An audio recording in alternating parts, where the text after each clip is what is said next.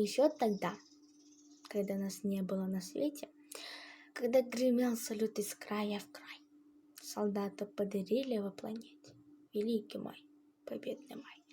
Еще тогда нас не было на свете, когда военной бури огневой, судьбу решая, в будущее столетие вы бой вели, великий бой.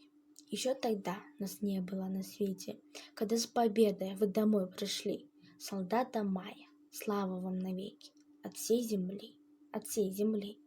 Благодарим, солдаты, вас за жизнь, за день свою весну, за тишину, за мирный дом, за мир, в котором мы живем.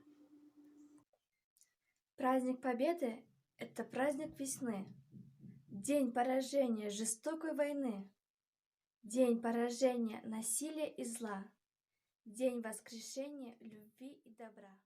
Спасибо деду за победу, за все военные года, за то, что он за нашу землю в атаку смело шел всегда, за то, что годы молодые не пожалел он потерять, за то, что он за нашу землю ушел мальчишкой защищать, за то, что не было там трусов среди друзей однополчан, кыргызов, русских, белорусов, грузин, татар и молдаван.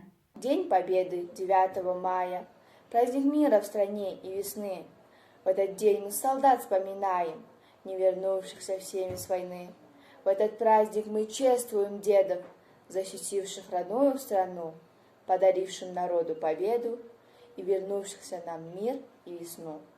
Еще тогда нас не было на свете, когда гремел салют из края в край, солдаты подарили в планету великий май, победный май. Благодарим, солдаты, вас за жизнь, за детство и весну, за тишину, за мирный дом, за мир, в котором мы живем.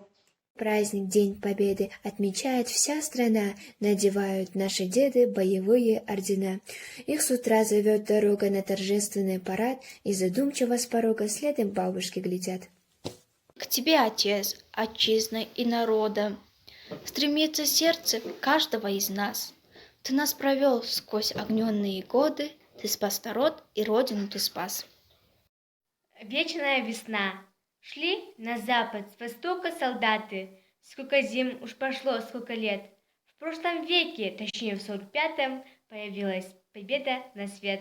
Родина слово большое-большое, пусть не бывает на свете чудес. Если сказать это слово с душою, глубже морей оно, выше небес. В нем умещается ровно полмира, мама и папа, соседи, друзья, город родимый, квартира родная, бабушка, школа, котенок и я.